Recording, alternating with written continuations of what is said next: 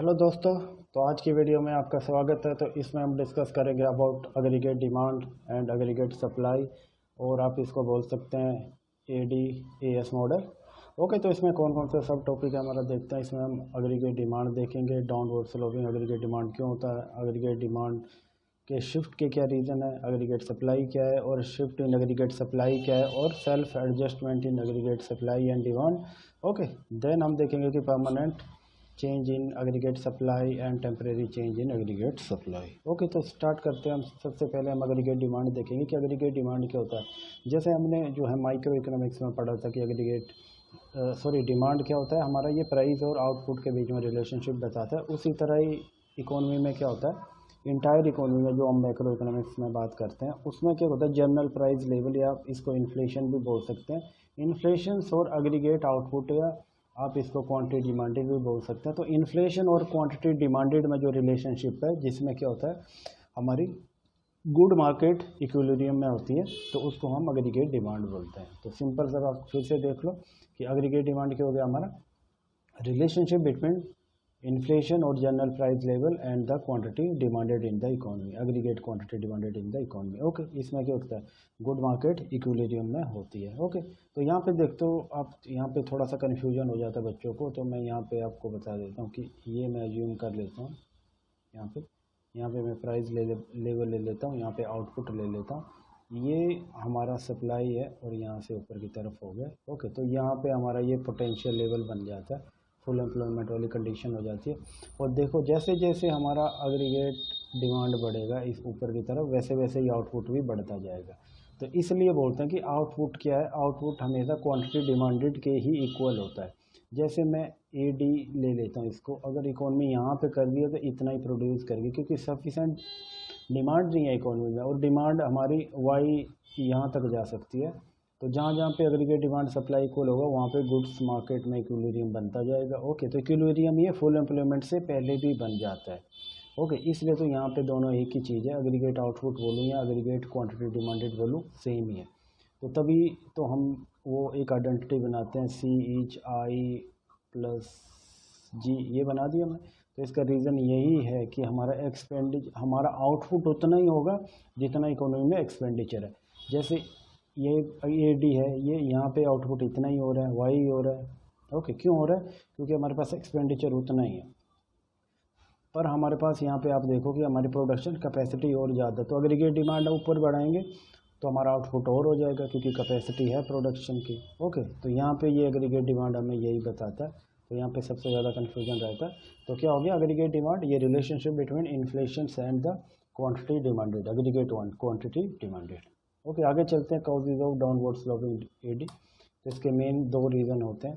देखो होता क्या है कि हमारा रियल बैलेंस क्या होता है, जैसे ही प्राइस कम हो जाता है तो हमारा क्या होता है, परचेजिंग पावर बढ़ जाती है। परचेजिंग पावर बढ़ गई तो क्वांटिटी डिमांडेड भी बढ़ जाती है। ओके, और सेकंड रीजन है रेट ऑफ इंटरेस्ट इफेक्ट। जैसे जैसे हमारा प्राइस लेवल बढ़ जाता है तो क्या होगा, सेंट्रल बैंक जो है कंट्रैक्शनरी पॉलिसी फॉलो करेगा। कंट्रैक्शनरी पॉलिसी फॉलो करेगा तो उससे क्या हो जाएगा, रेट ऑफ इंटरेस्ट बढ़ जाएगा। रेट ऑफ इंटरेस्ट बढ़ जाएगा तो हमारा एक्सपेंडिचर जो हो गया, इन्वेस्टमेंट का एक्सपेंडिचर हो गया या कंजम्पशन का एक्सपेंडिचर हो गया, वो कम हो जाएगा। तो इसके कारण क्या हो जाएगा, हमारा फिर जो है डिमांड भी कम हो जाएगा पूरा। तो इसलिए जैसे प्राइस बढ़ा क्वांटिटी डिमांडेड कम हो गया। इसको ये देखो, यहाँ पे मैं आपको बता रहा हूँ, ये यहाँ पे मैंने प्राइस लिया और यहाँ पे क्वांटिटी लिया, और ये एग्रीगेट डाउनवर्ड स्लोपिंग है। देखो इस तरह से देखो, ये एक नेगेटिव रिलेशनशिप बता रहा है। ये देखो नेगेटिव बता रहा है ना, जैसे प्राइस कम हो गया तो हमारी रियल बैलेंस इफेक्ट के कारण हमारे परचेजिंग पावर बढ़ गया, तो हम और ज़्यादा क्वांटिटी हम बाई करेंगे।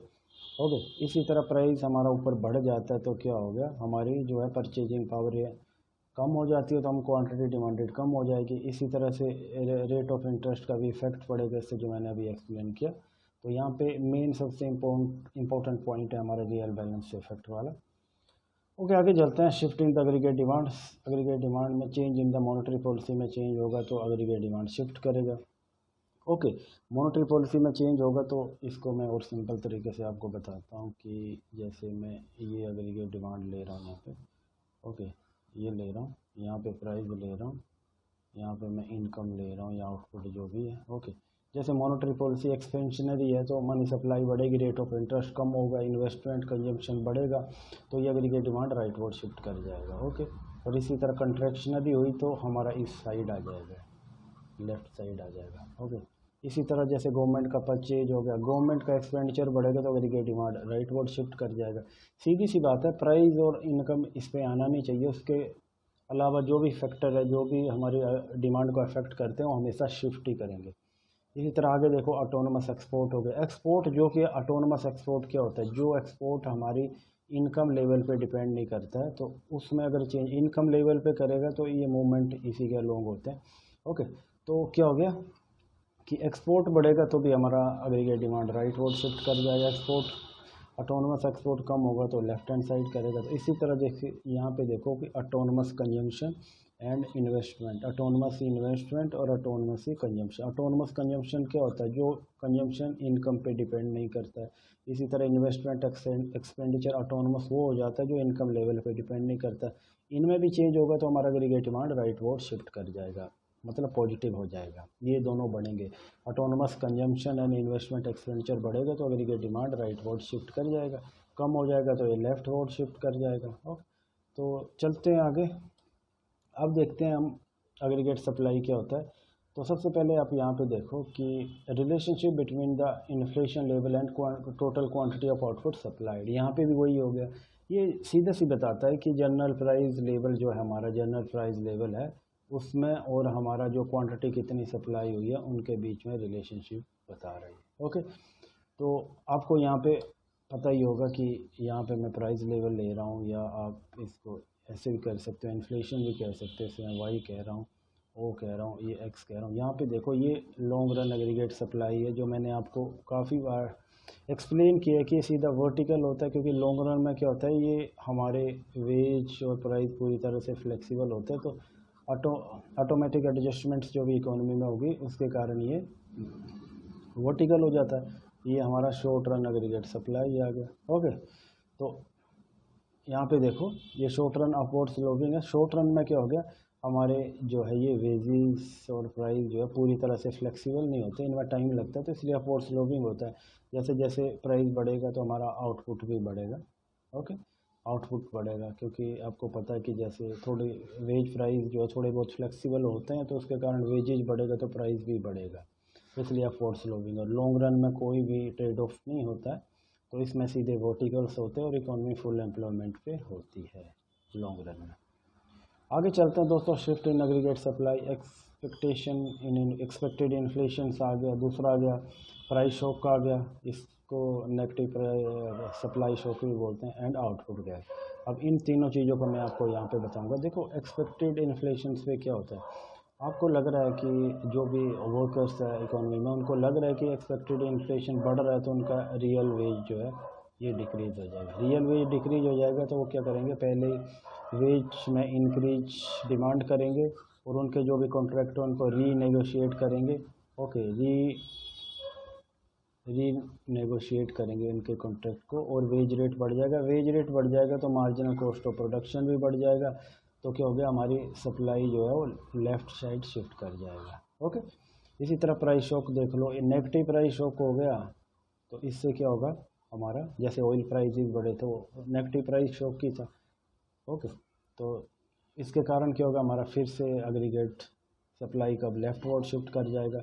आउटपुट गैप में क्या होगा, जैसे आउटपुट गैप ये हो गया हमारा, ये फुल एम्प्लॉयमेंट वाला है, जैसे ही हमारा एक्चुअल आउटपुट फुल एम्प्लॉयमेंट से भी ज़्यादा है तो उस सिचुएशन में लंबे टाइम तक परसिस्टेंटली ये रहता है, तो उसमें क्या हो गया, वर्कर्स को एक डाउट्स हो जाता है। जब इन्फ्लेशन बढ़ेगा तो फिर से वो वेज रेट को इंक्रीज करने के लिए डिमांड करते हैं, तो उससे क्या हो जाएगा, हमारा फिर कॉस्ट ऑफ प्रोडक्शन बढ़ जाएगा और हमारा एग्रीगेट सप्लाई फिर से लेफ्टवर्ड शिफ्ट कर जाएगा। तो ये तीन मेन फैक्टर हैं जो एग्रीगेट सप्लाई को शिफ्ट करते हैं। ओके, तो आगे चलते हैं कि सेल्फ करेक्शन मैकेनिज्म क्या है इसमें। तो यहाँ पे देखते हैं, यहाँ पे मैं यहाँ पे जनरल प्राइस लेवल ले लेता हूँ, यहाँ पे आउटपुट ले लेता हूँ, कुछ भी लिखो आप, आउटपुट लिखो, इनकम लिखो, एक ही बात होती है। और ये मैंने आपको पहले भी बताया था कि लॉन्ग रन एग्रीगेट सप्लाई हमेशा वर्टिकल्स होता है। ओके, और ये हमारा एग्रीगेट डिमांड है, एडी आ गया, एंड ये हमारा शॉर्ट रन एग्रीगेट सप्लाई है। ओके, और ये हमारा इक्विलिब्रियम आ गया यहाँ पे। इसको मैं P कर देता हूँ और इसका 1 लिख देता हूँ। आपको पता है कि जैसे ही हमारा एग्रीगेट सप्लाई कम हो जाएगा, मैं अज्यूम कर लेता हूँ कि कुछ रीजंस के कारण ये लेफ़्ट साइड शिफ्ट कर गया, तो हमारा क्या हो गया, ये इक्विलिब्रियम 2 पॉइंट पे आ गया और यहाँ पे हमारा आउटपुट कम हो गया, जो कि फुल एम्प्लॉयमेंट से कम है। ये वाई एफ लिख देता हूँ, इसको मैं वाई लिख देता हूँ और यहाँ प्राइस भी बढ़ गया है। ओके, प्राइस P1 हो गया। अब देखो यहाँ पे एडजस्टमेंट कैसे होगी। यहाँ पे देखो कि इक्विलिब्रियम लेवल ऑफ आउटपुट है, उससे कम आउटपुट हो गया, फुल एम्प्लॉयमेंट पे इकोनॉमी नहीं रही।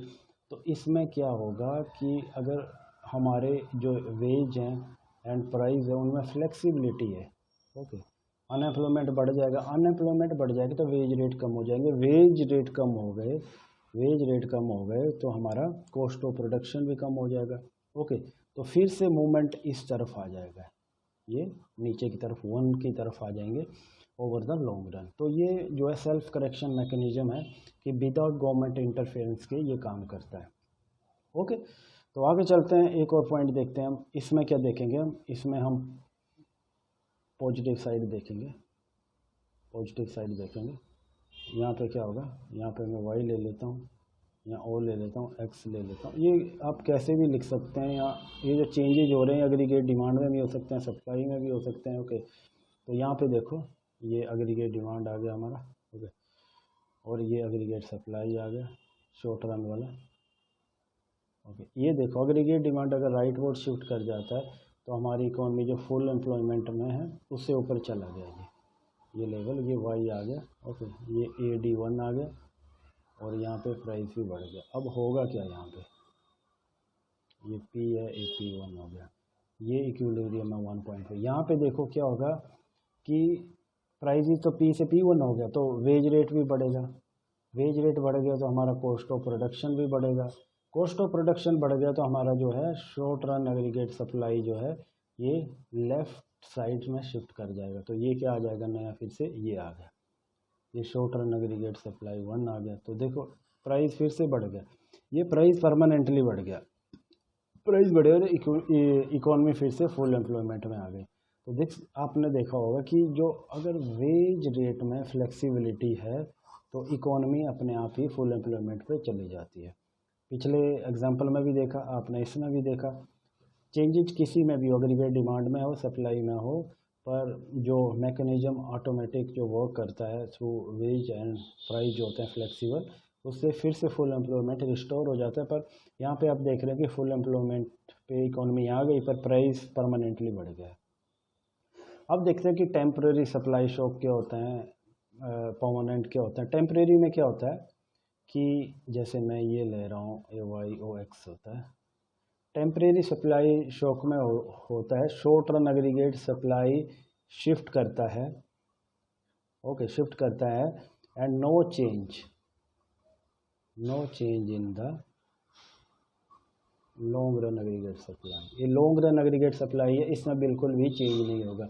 जैसे मैं बता रहा हूँ कि टेम्परेरी ऑयल प्राइस बढ़ जाते हैं किसी भी इकोनॉमी में, या फिर आप वर्ल्ड ऑयल मार्केट में बढ़ जाते हैं, तो इससे क्या होगा कि ये शॉर्ट रन एग्रीगेट सप्लाई जो है, ओके, ये लेफ्ट वर्ड शिफ्ट कर जाएगा, देन ग्रेजुअली फिर से ये फुल एम्प्लॉयमेंट पे आ जाएगा। ये देखो, ये मैं आपको लॉन्ग रन एग्रीगेट सप्लाई बता रहा हूँ, ओके, ये एग्रीगेट डिमांड आ गया, ओके, ये शॉर्ट रन एग्रीगेट सप्लाई आ गया, ओके, ये 1 इक्विलिब्रियम पॉइंट। जैसे किसी रीजन से हमारा शॉर्ट रन एग्रीगेट सप्लाई जो है ये 2 पॉइंट पे आ गया इक्विलिब्रियम, ये लेफ्ट वर्ड शिफ्ट कर गया, ओके, ये YF है, फुल एम्प्लॉयमेंट है, और ये Y है, ये कम हो गया।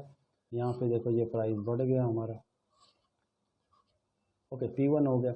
अब देखो अगर वेज रेट में फ्लेक्सिबिलिटी है तो वेज रेट कम होगा और एग्रीगेट सप्लाई फिर से राइट वर्ड शिफ्ट हो जाएगा और इकोनॉमी फिर से यहाँ पे आ जाएगी। ओके, कोई प्रॉब्लम नहीं है यहाँ पे। तो देखो शॉर्ट रन में क्या होता है कि थोड़ा सा एडजस्टमेंट करना वेजेज प्राइस में काफ़ी डिफ़िकल्ट होता है, ओवर द लॉन्ग रन ये एडजस्टमेंट अपने आप हो जाते हैं। ओके, टेम्परेरी सप्लाई शॉक कर लिया हमने।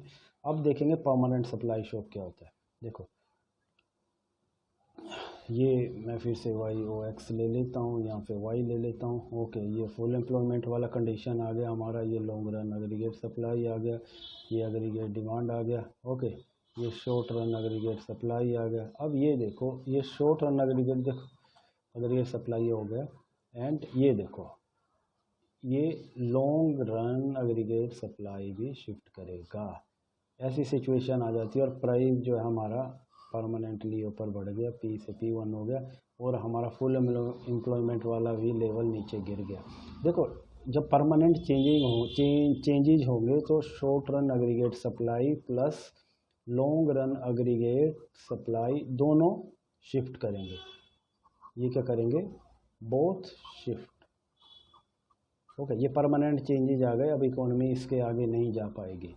ओके दोस्तों, यहाँ तक पता लग गया होगा आपको। और पीछे हमने देखा कि टेम्परेरी में क्या होता है, short run aggregate supply shift होता है क्योंकि फिर से इकोनॉमी अपने फुल एम्प्लॉयमेंट पे आ जाती है। पर यहाँ पे देखो, यहाँ पे परमानेंटली हो गया।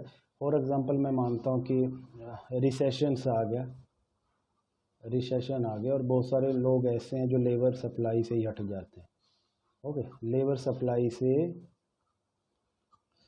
सप्लाई से मार्केट में हट जाता है तो हमारा फुल एम्प्लॉयमेंट वाला लेवल इस साइड शिफ्ट कर जाएगा क्योंकि मार्केट में बचे ही नहीं। आपको पता है कि जो लॉन्ग रन एग्रीगेट सप्लाई है, ये जो लॉन्ग रन एग्रीगेट सप्लाई हो जाता है, ये किन फैक्टर पे डिपेंड करता है, ये हमारा लेबर पे करता है, कैपिटल पे करता है एंड टेक्नोलॉजिकल चेंजेस जो होते हैं, टेक्नोलॉजी में जो चेंजेस होते हैं, इनमें से किसी में भी चेंजेज आएंगे तो ये शिफ्ट कर जाएगा। यहाँ पे अगर लेबर में कमी आ गई, लोगों ने काम करना छोड़ दिया रिसेशन के बाद भी वो उन्होंने काम नहीं किया, बिल्कुल लेबर फोर्स से ही बाहर निकल गए, तो इससे क्या होगा, हमारा long run aggregate supply left hand side shift कर जाएगा। ओके दोस्तों, तो यहीं तक था। Thanks for watching.